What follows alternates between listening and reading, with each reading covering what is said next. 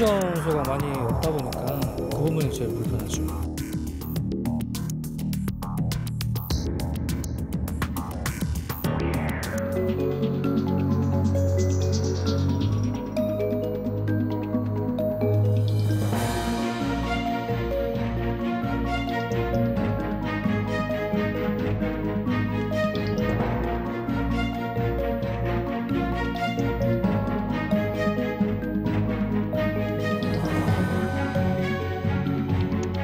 규제 샌드박스가 실제 산업 현장에 적용되는 첫 번째 사례로서 규제 혁신의 물꼬를 트는 계기가 될 것입니다.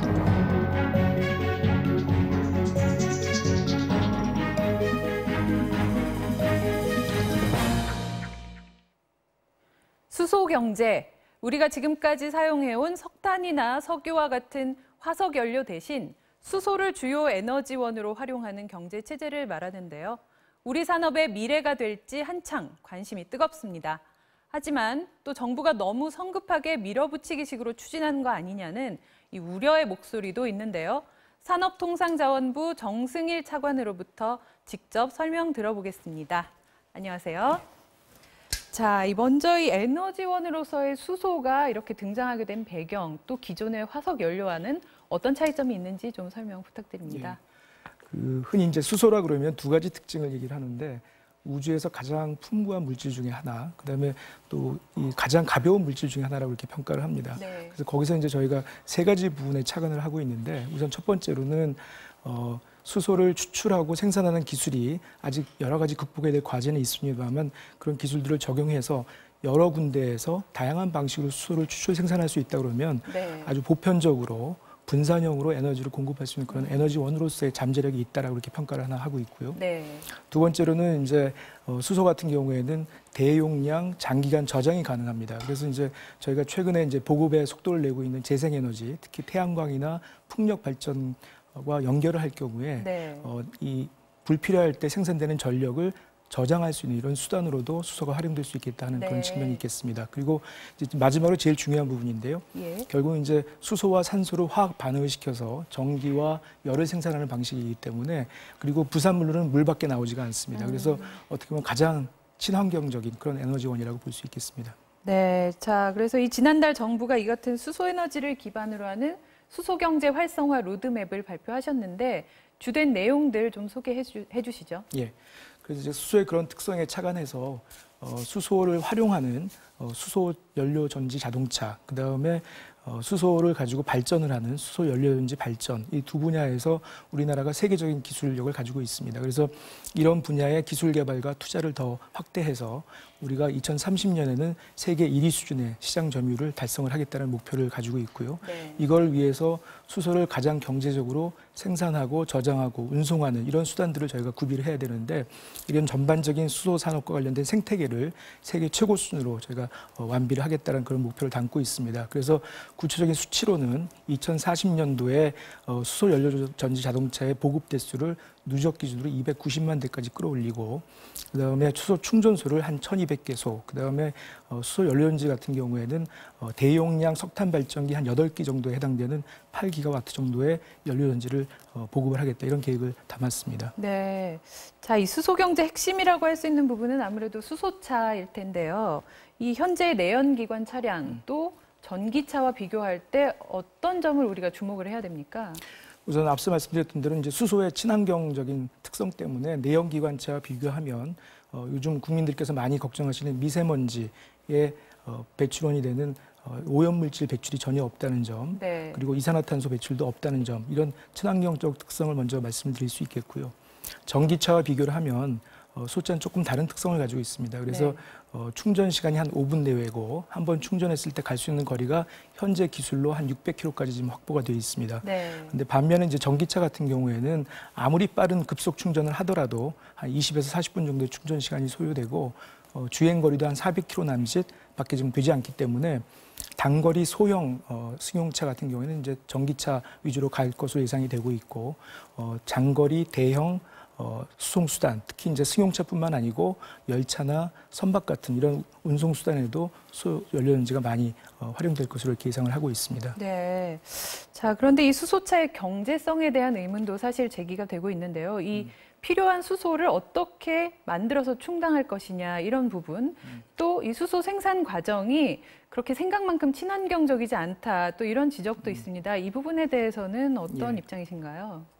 이제 경제성은 두 가지로 나눠볼 수 있겠는데 우선 이제 우리가 흔히 접할 수 있는 수소 자동차가 과연 경제성 있게 공급될 수 있겠는가 하는 문제인데 그건 결국 이제 생산 대수, 규모의 경제를 얼마나 빨리 도달할 수 있는가와 연결이 돼 있다고 볼 수 있겠습니다. 네. 그래서 현재 7천만 원대 수준인 수소 연료전지 자동차가 앞으로 이제 양산 단계에 이르러서 한 10만 대 수준, 저희는 지금 2025년으로 예상을 하고 있는데 그 정도가 되면 지금 내연기관차와 비슷한 수준으로 공급이 될 수 있을 것으로 예상을 하고 있습니다. 그래서 자동차의 경제성은 이 규모의 경제 달성을 통해서 충족을 할 수 있을 것으로 좀 예상을 하고 있고 아까 앵커께서 말씀하신 대로 이제 수소를 어떤 방식으로 생산하느냐에 따라서 이제 환경성과 경제성이 좌우가 되는데 현재는 이 석유화학 공정에서 나오는 부생 수소, 그다음에 이제 천연가스나 LPG로부터 추출하는 추출수소가 이제 대종을 이루고 있긴 합니다만 앞으로는 이제 재생에너지로 생산이 된 전기를 물을 분해해서 수소로 전환시켜서 활용하는 방법, 또 해외에서 대량으로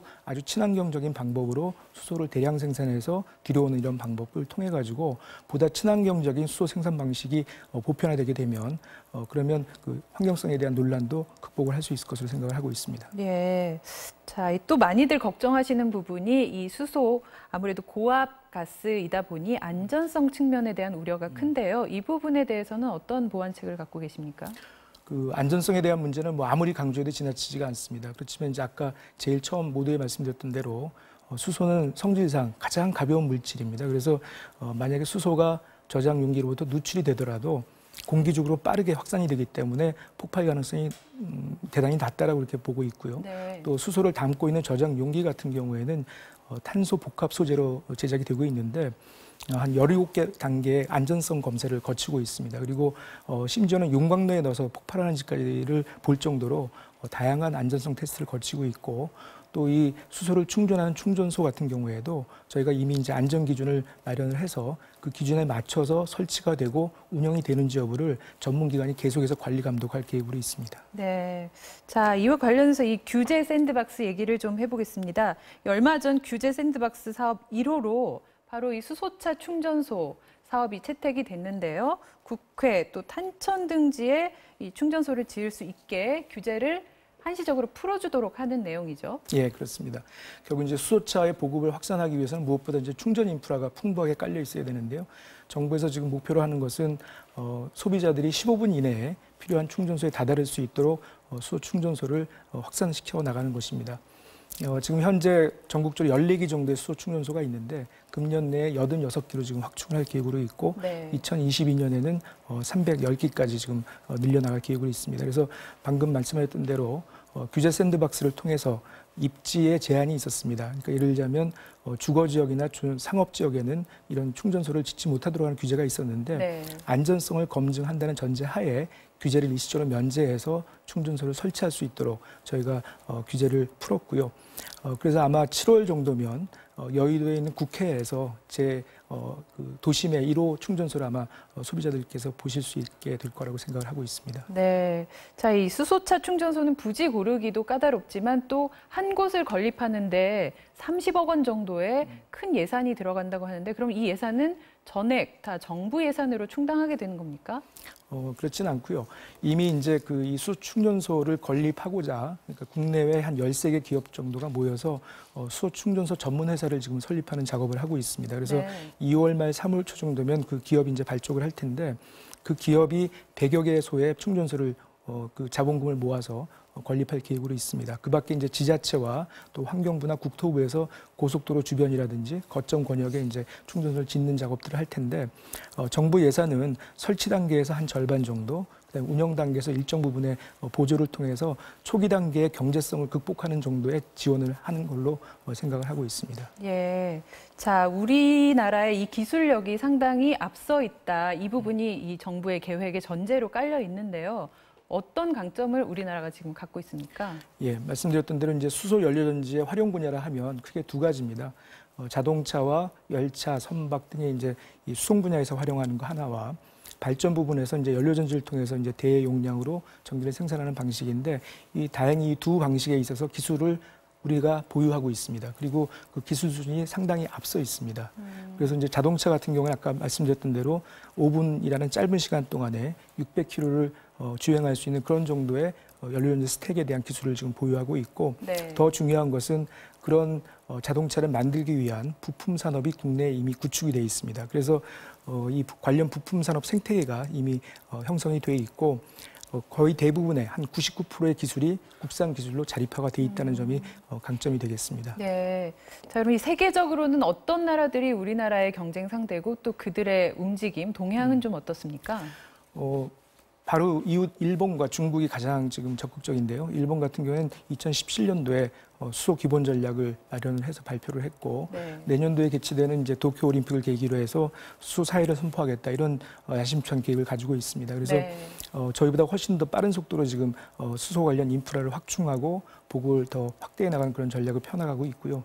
중국의 경우에도 2030년에 수소 자동차 보급 대수 100만 대, 충전소 1,000개소를 목표로 지금 정부 정책을 좀 펴나가고 있다는 말씀 드리겠습니다. 아울러서 이제 유럽 같은 경우에 독일과 프랑스가 굉장히 앞서 있는데 독일 같은 경우에 2030년에 수소 자동차의 보급 대수를 180만 대로 지금 예상을 하고 있고요. 네. 프랑스도 마찬가지로 비슷한 규모의 속도로 지금 수소 자동차에 대한 보급 속도를 좀 높여나가고 있는 그런 추세입니다. 예, 말하자면 예전 반도체처럼 우리가 뭔가 앞서서 좀 선점을 하자 이런 움직임인데 이 수소 경제라는 게 일반 국민들이 체감하기에는 그러면 어떤 장점이 있다고 보십니까?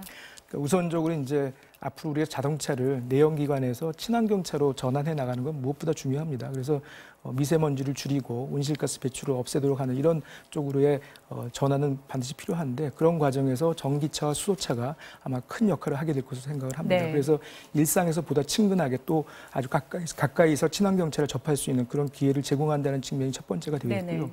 두 번째는 산업 측면에서 보면 세계 유수의 이제 전문기관이 예측한 거에 따르면 2050년에 수소 산업의 규모가 약 2조 5천억 불 정도 될 거라고 예상을 하고 있습니다. 2조 5천억 불이라 하면은 현재 지금 자동차 전 세계 산업 규모가 2조 불, 그다음에 반도체 산업 규모가 한 5천억 불 조금 안 되기 때문에 네. 반도체와 자동차 산업과 합친 규모의 새로운 산업이 등장한다는 이런 얘기가 되겠습니다. 그래서 그런 전망과 아울러서 저희가 네. 이제 2040년 정도가 되면 저희가 여한 그 수소에 대한 기술 개발과 투자가 잘 이루어졌을 경우에 40만 명 이상의 새로운 일자리 그리고 40조 원 이상의 새로운 GDP 창출의 하나의 원동력이 될 것으로 이렇게 기대하고 있습니다. 예. 자, 지금까지 산업자원부 정승일 차관으로부터 수소경제 그리고 수소차 관련한 정부의 계획과 추진 방향 들어봤습니다. 오늘 말씀 감사합니다. 네.